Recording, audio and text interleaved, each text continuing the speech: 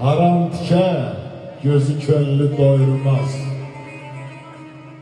Qoy Allah'ın halal payı çox olsun. Hamı süfrə açsın böyük ürəklə. Süfrəsində çörək, çay çox olsun. Paslı dəmir üzü üstə qaş olmaz. 100 il qurusa da elvara palçır baş olmaz. Nadandan nə arxa nə yoldaş olmaz. Yaxşı adamların sayı çox olsun. Yaxşı kişilərin, yaxşı oğlanların sayı çox olsun. Gileyli bəylərin söz dünyası var.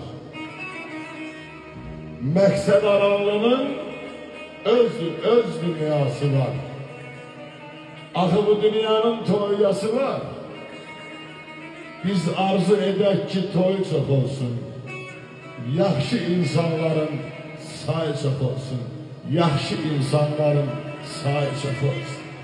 Aqaid müəllim yazdı ki, uçub bir gün yolun üstə saldığın lələk məni ayağına gətirdi.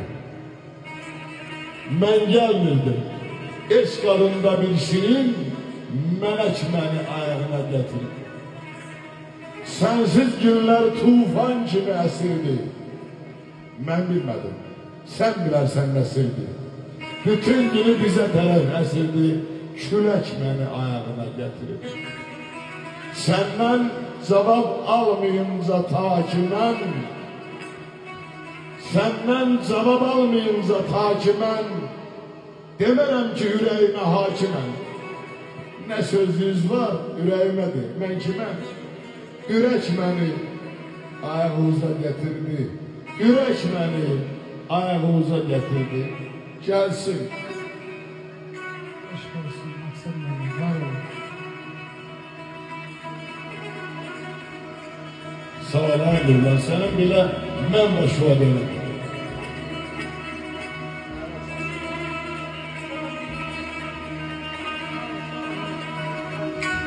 Bir dərşirdən bir oxuyayım. Ben oxsam toydalarım. Ya Allah. Deyəsən işlərin çəminə düşmür.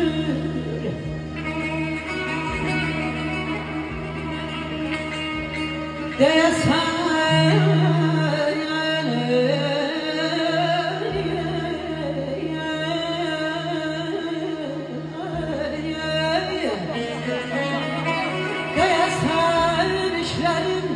çəminə düşmür bir təhərdə yersən gözümə dünyaya. Sirrini de mənə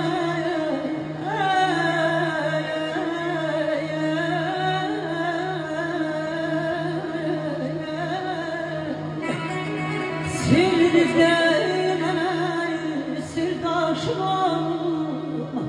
Gəl sən öyrədin gözüme dünya.